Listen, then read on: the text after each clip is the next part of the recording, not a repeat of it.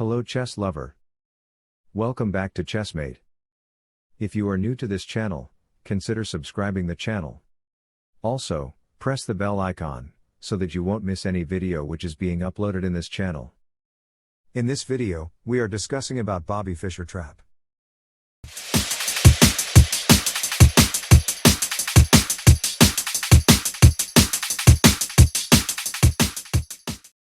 Bobby Fischer was an American chess grandmaster and the 11th world chess champion. He was a brilliant chess player and considered as one of the best players of all the time. At age of 13, Fischer won a game which was dubbed the Game of the Century. At age of 14, he became the youngest ever US chess champion, and at 15, he became both the youngest grandmaster up to that time and the youngest candidate for the World Championship. At the age of 20, Fischer won the US Championship with 11 wins in 11 games. Bobby Fischer composed many traps over the board, and this trap was used by Bobby Fischer in almost all of his games.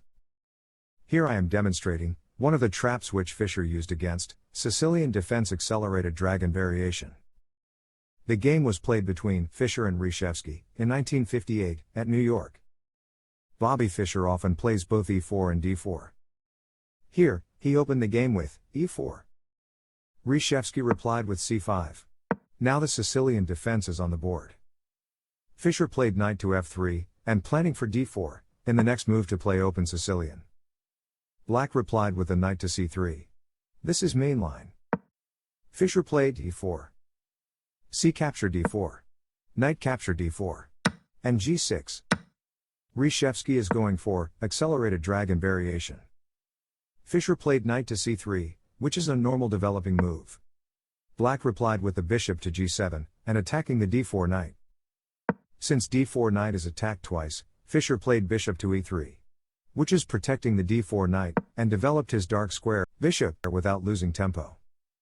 Reshevsky played knight to f6 and preparing for the short castle. This is all theory. Fischer developed his light square bishop to c4, and this is his way of deploying light square bishop. Later the bishop will be kept in b3. Which will be monster since it is owing f7 pawn. Black went for the short castle. Then Fischer played bishop to b3. Here, black can proceed in a number of ways. Knight to g4, then queen capture g4. Knight capture d4. Queen to d1, then knight capture b3, and removing the most powerful bishop. Or, black can play d6, and knight to a5, later b3. Instead, Reshevsky played a logically looking move, knight to a5. He is directly trying to exchange the potentially very dangerous bishop in b3 for his knight. But Fischer didn't bother about the bishop and played in the center with e5. Here, better continuation is knight capture bishop. Pawn capture knight. Knight capture a1 rook. Pawn capture g7 bishop, then knight capture c2 check. Queen capture c2, and king capture g7. In this position, white is better, but the position is playable for black.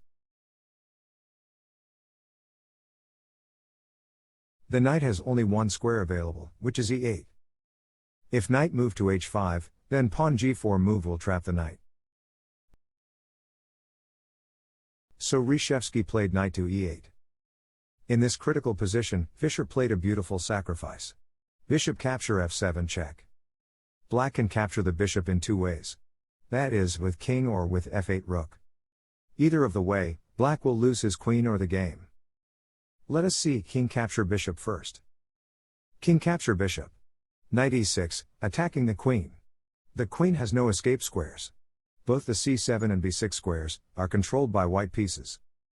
If black capture the knight with the king, then the game will end up in a few moves. King capture e6 knight. Queen d5 check. King to f5 is forcing. Pawn g5 check. King capture g4. Rook to g1 check. King to h4. Queen to g2. If black play e6, then queen g4 is checkmate. If black plays d6, queen g5 is also checkmate.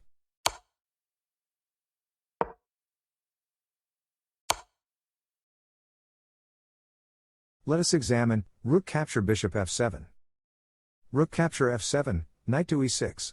D capture e6 and losing the queen. That's it for today. Hope you enjoy the video.